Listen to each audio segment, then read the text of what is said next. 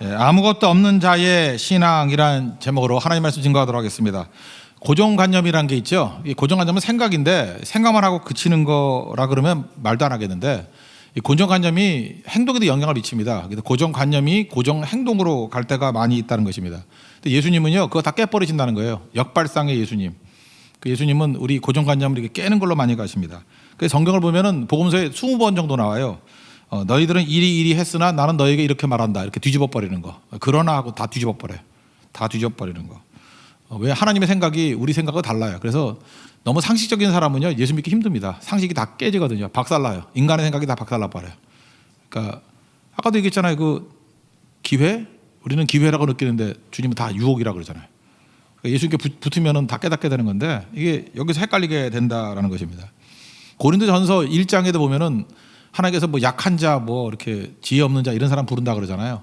근데 거기 영어 성경 보니까 재밌게 나오는 표현이 있는데, 1장 27절에 세상의 약한 것들을 택하사라고 할 때 거기 부사가 하나 나와요. purposely chose.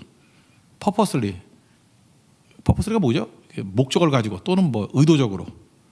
그러니까 이렇게 뽑다가 보니까 약한 게 아니고, 이렇게 예수님이 쭉 보다가 약한 것만 의도적으로 뽑았다. purposely chose. 이렇게 추주할 때 purposely 이렇게 막 골라가지고 의도적으로 일부러죠. 일부러 뽑았다라는 거예요. 왜요? 그래야 하나님의 놀라운 능력이 더 드러나기 때문에. 그래서 여러분들 보면은 우린 알게 모르게 장점 갖고 일하겠다 뭐 이런 생각을 많이 하는데, 그런 경우도 있겠죠. 있기는. 근데 생각보다 많은 부분에 약점 갖고 일해요. 저 학교 다닐 때 공부 제일 잘했던 게 뭐였냐면 수학, 뭐 물리, 화학 이런 거였어요. 근데 뭐 하고 있죠?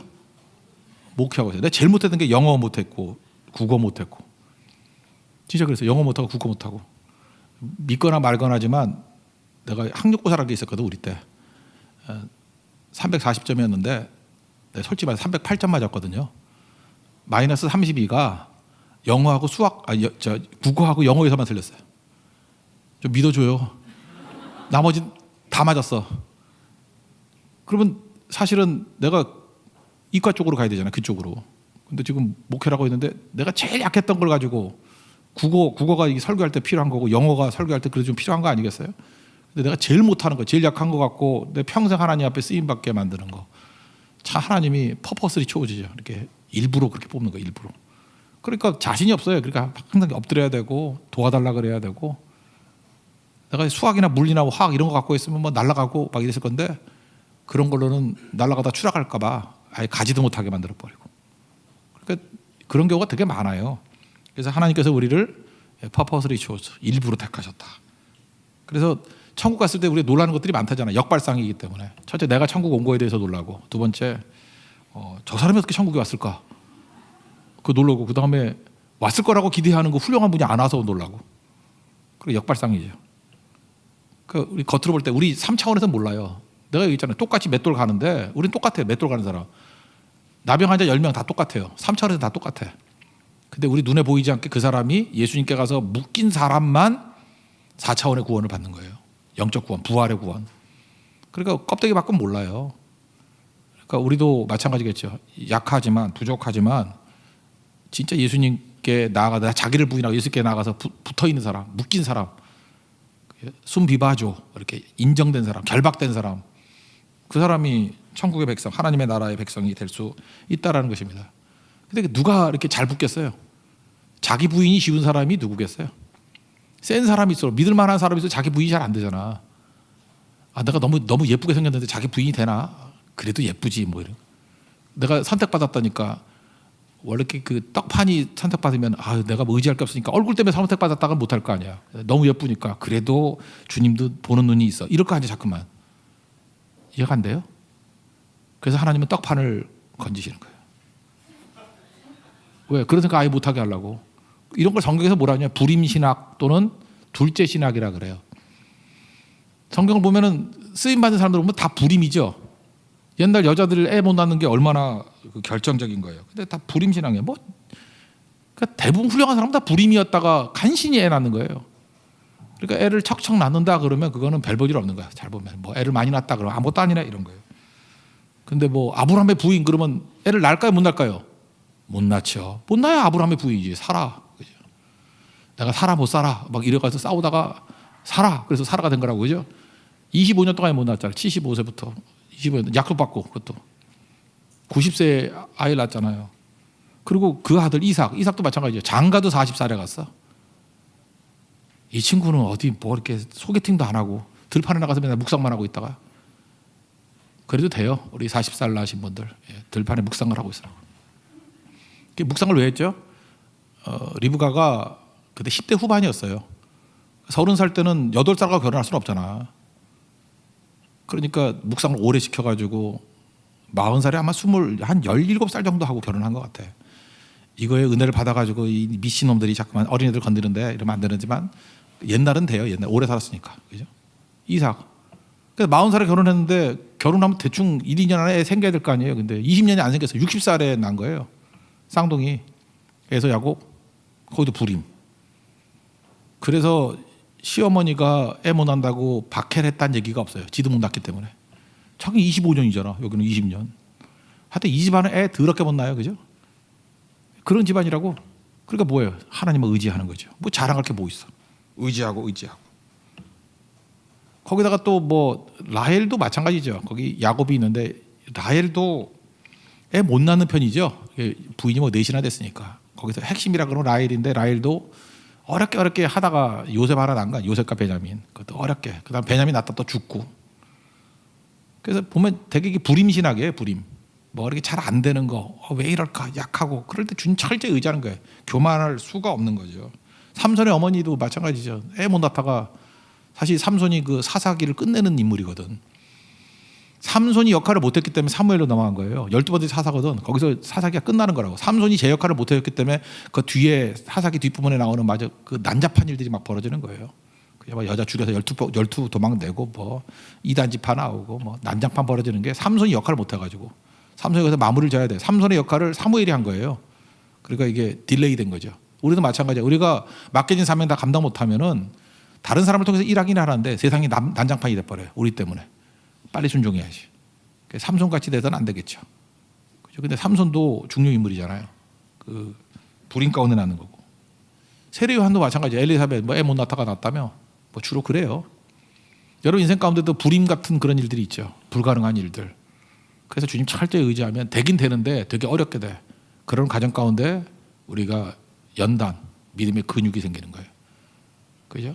인내, 믿음의 근육, 연단, 인격이 생기는 거라고. 주님께서 그렇게 우리를 이끌어 가신다는 거죠. 또 하나 둘째죠. 둘째. 이스라엘은 첫째가 최고잖아요. 위너 테이크스 올. 장남한테 다 주는 거야, 뭐든지. 특별히 재산도 2배. 그냥 명분이 제일 중요해요. 장자의 명분. 그게 제일 중요한 건데, 이상하게 여러분이 장자라 그러면 느끼는 게 뭐예요?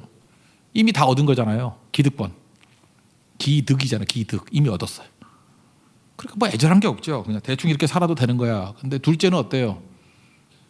기득권이 없잖아요. 그러니까 없는 자의 신학이에요. 아무것도 없는 자. 그래서 둘째 같이 없는 자에게서 믿음이 나오는 거예요. 잃을 게 없어요. 아무것도 없어요. 그러니까 주님께 매달리는 거죠.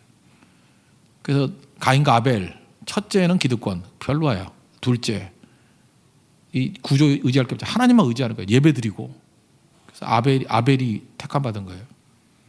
야곱과 에서가 형이잖아요. 동생은 가진 게 하나도 없어요. 그러니까 물론 뭐 속여서 뺏고 막 그랬지만 둘째에게 능력이 있는 거고.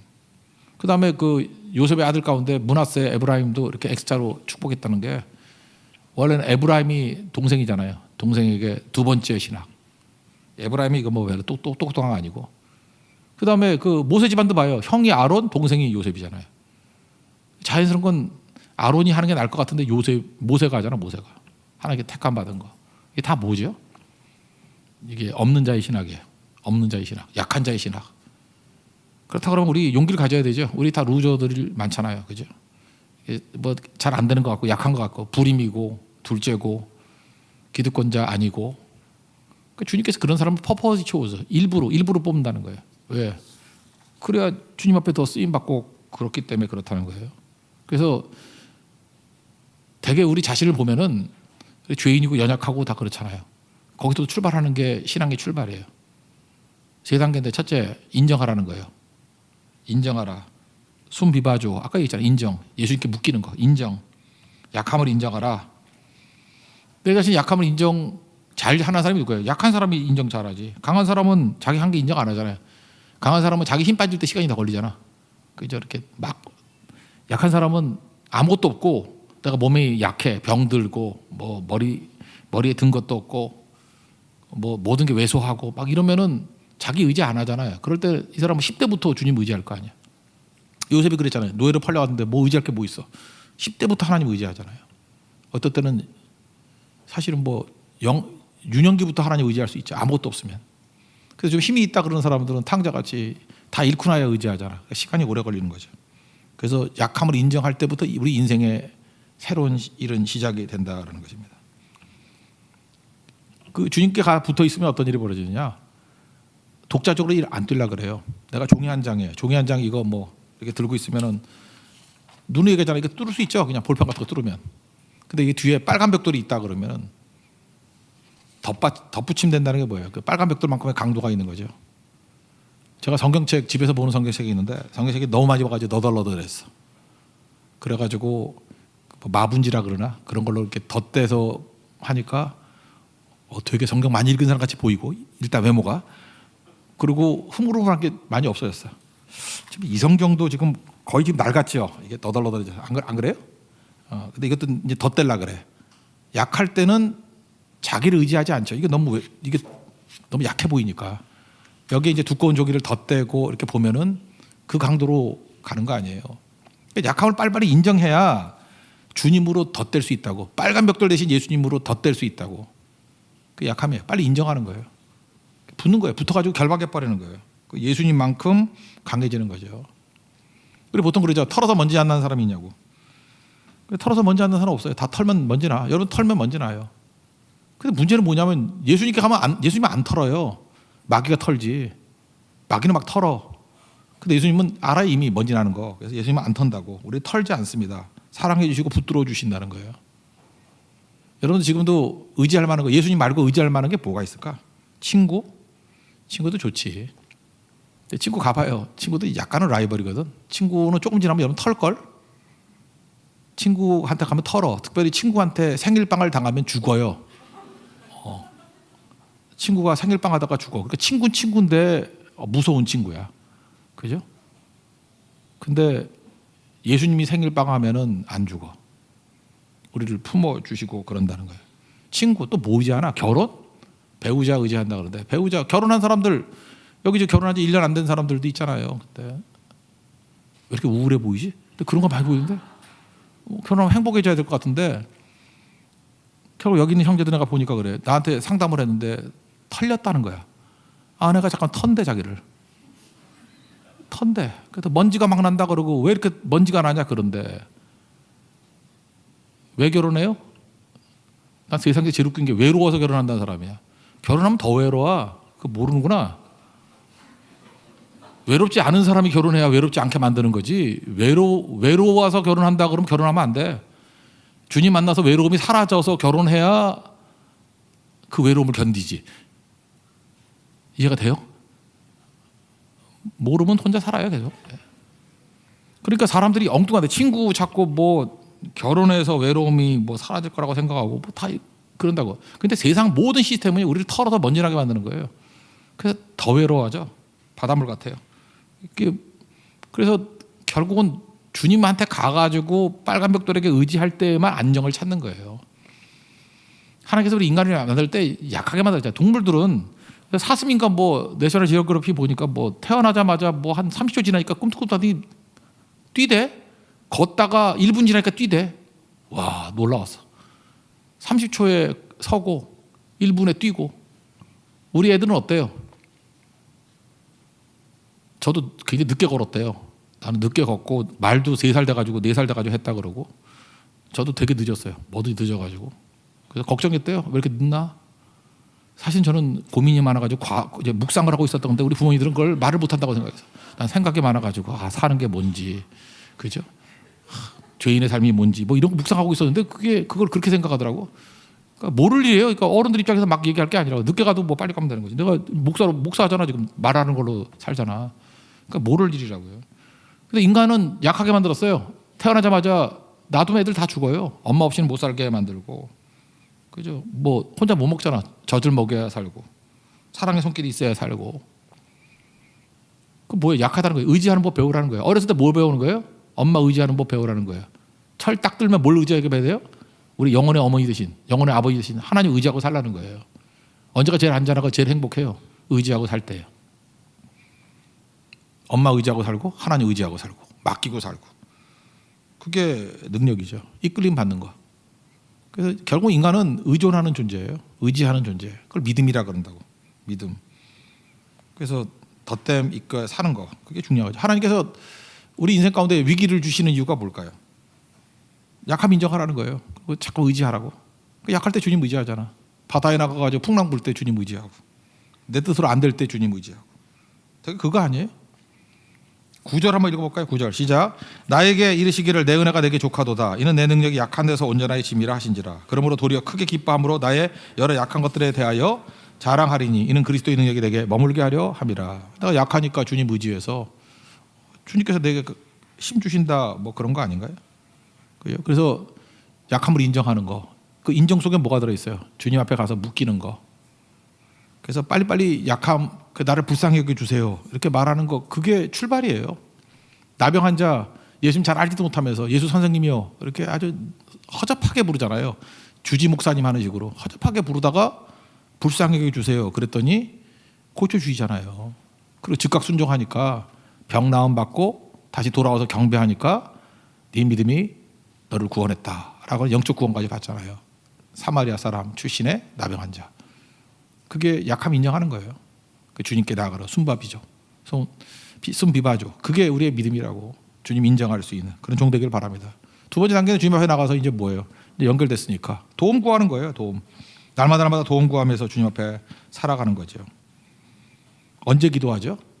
연결됐을 때 기도하는데 특별히 연결됐을 때도 언제 특별히 기도해요? 애들이 언제 울어요? 배고플 때, 위험할 때. 똑같은 거지. 애들 우는 거하고 우리 기도하고 똑같은 거라고요. 엄마가 일단 연결돼 있잖아요. 엄마 없을 때 백날 울어서 뭐 할 거야? 하나님과 우리도 연결되어 있을 때 기도가 연결돼 있으니까 기도가 의미가 있는 거지. 그죠? 애가 우는 것 같이 우리도 울면 기도하면 들어주시고 보호해 주시고 품어 주시는 거죠. 그러니까 넉넉하면은 안 하잖아요. 딴짓 하잖아요. 그게 더 위험한 거죠. 그래서 우리는 이 땅을 살아가면서 이게 약점이 좋은 건데 왜 약점이? 내가 이게 약해짐으로 말미암아 주님 철저히 의지해서 교만하지도 않고 연결돼서 너무 좋은 거라고. 그 적정한 약점이 우리를 하여금 훨씬 강하게 만드는 힘이 있다고요. 근데 우리 이거 잘 의지를 안 해요. 사람이 제일 싫어하는 게 뭐냐? 약함 싫어해요. 약점을 싫어해서 강한 척하고 막 그러잖아요. 근데 여기 읽어보니까 이상하지 않아요? 사도 바울은 자기 약함을 가리지 않잖아. 약함이 능력이라는 걸 알기 때문에. 7절에 여러 계시를 받은 것이 지극히 크므로 자만하지 않게 하시려고 육체에 가시고 사탄의 사자를 주셨으니 이는 나를 쳐서 자만하지 않게 하려 하십니다. 10절 그러므로 내가 그리스도를 위하여 약한 것들과 능력과 궁핍과 박해와 공고를 기뻐하나니 약한 그때 강하다. 이런 고백이 나오잖아요. 다 뭐예요? 약함이 오히려 능력이 된다는 거죠. 왜? 내 능력으로 사는 게 아니라 주의 능력으로 살기 때문에 그렇다라는 것입니다. 그래서 우리도 계속해서 약한 가운데 약하다가 머무르면 안 되고 우리는 엄마 품에 있는 아이와 마찬가지. 울면 다 나와요. 마찬가지 우리도 부르짖으면 다 나와요. 그래서 약한 것은 주님 품 안에 있다라는 것이고 부르짖으면 기도를 멈추지 않으면 다 나온다. 그래서 그런 사람이 일하는 거예요. 그래서 약하면서 기도하는 사람을 통해서 하나님께서 모든 일을 다 이루신다는 것입니다. 그런 사람 되십시오. 그게 우리예요, 우리. 그다음에 그 다음 단계인데 아까도 얘기했죠. 차원 얘기했죠. 낮은 차원은 그냥 믿고 순종했을 때 그 다음 차원으로 올라간다고. 홀로 나밖에 모르는 건 점이에요. 0차원. 근데 하나님 말씀 듣고 아브라함이 움직이기 시작할 때부터 1차원이 됐다 그랬죠. 그 다음에 그 말씀에 근거해서 말씀의 삶, 예배의 삶을 살았을 때 2차원이 되잖아요. 아브라함이 풍성해지는 삶. 그러다가 롯을 돕고 다른 사람을 돕고 축복의 통로가 될 때 3차원이 돼버리죠. 이웃이 있을 때. 그래서 X, Y, G축. 그래서 입체적인 인생을 하는 거예요. 그래서 유복한 거예요. 근데 거기서 끝나는 게 아니죠. 영적인 축복까지 구하는 거예요. 그죠? 영적인 축복, 구원의 축복. 그건 그 다음 순종하고 나갈 때 누리게 되는 거죠. 그러니까 우리도 마찬가지입니다. 다른 사람의 가치를 인정하는 게 세 번째예요. 이 땅에서 다른 사람의 가치, 하늘의 가치, 그걸 연결시킬 줄 아는 거, 그게 능력이라는 것입니다. 그래서 너무 자기 자신이 강하다 그러는 사람의 특징이 뭐냐면 자기 차원에서 넘어가질 못해. 그래서 교회도 마찬가지예요. 교회가 뭐든지 돈도 막 은과금이 넘쳐나고 막 이러면 은과금은 내게 있거니와 예수 그리스도 이름의 능력이 없어요. 그건 그 다음 차원의 얘기니까.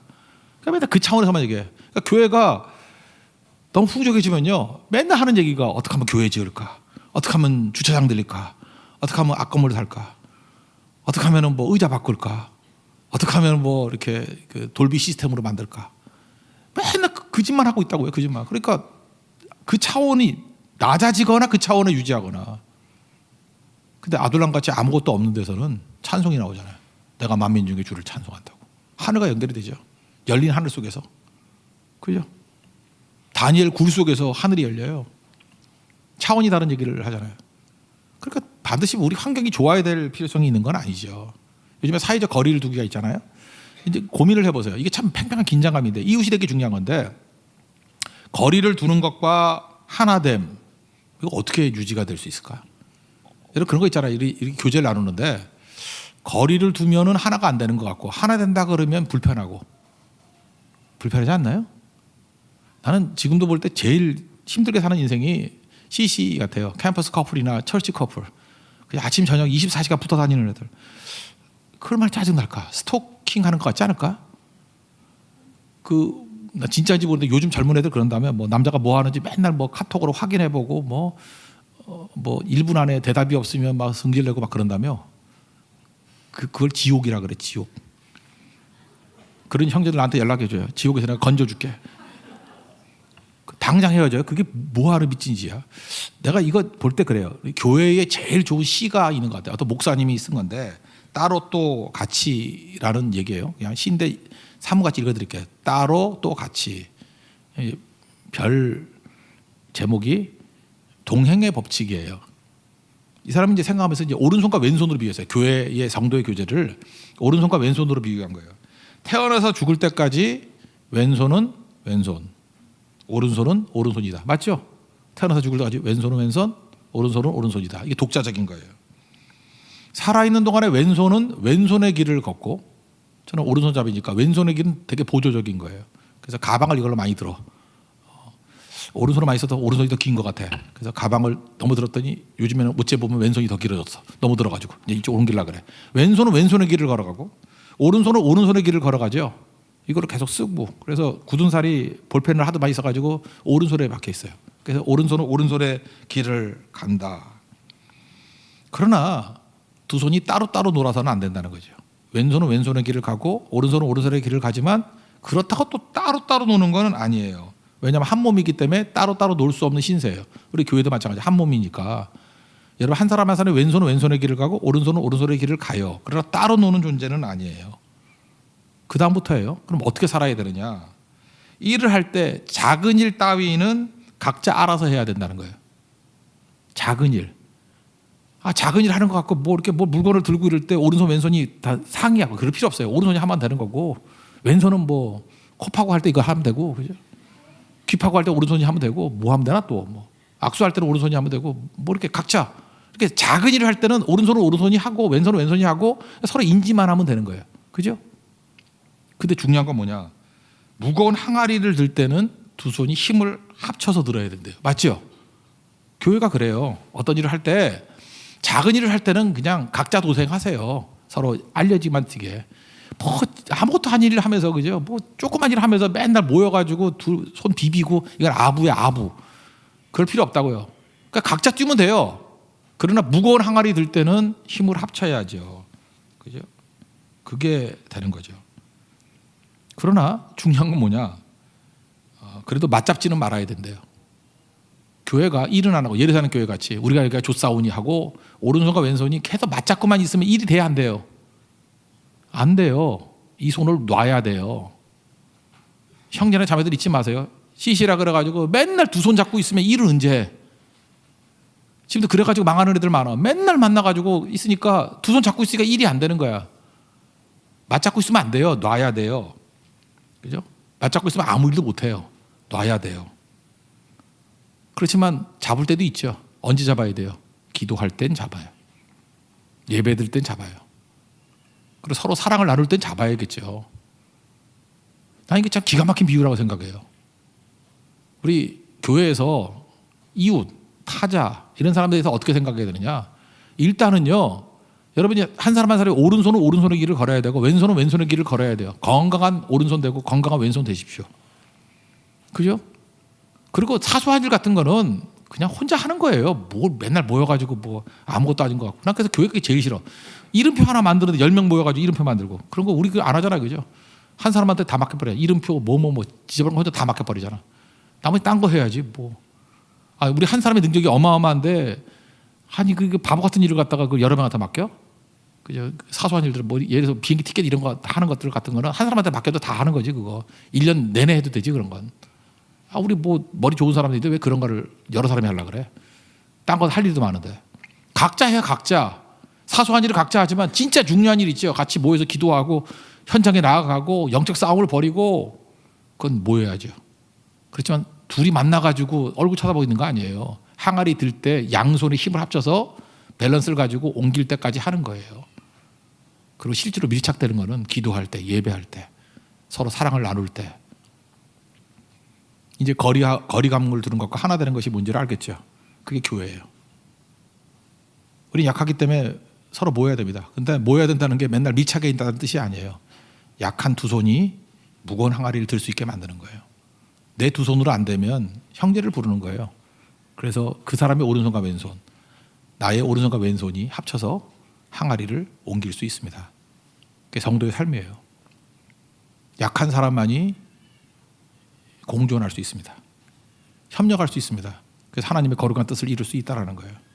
이게 성도의 길이에요. 그리고도 약해지면 우리 전능의 하나님께서 우리 약한 손을 붙잡아 주신다는 거예요. 그 예수의 힘을 가지고 일어설 수 있는 우리 하나님의 종 되기를 바랍니다. 자리에서 일어나겠습니다. 기도를 멈추지 마라 찬양하겠습니다. 끝까지 기도하고 끝까지 협력하고 주의 일을 이룰 수 있는 약하지만 강한 종 되게 해달라고 기도하는 마음으로 찬양합시다.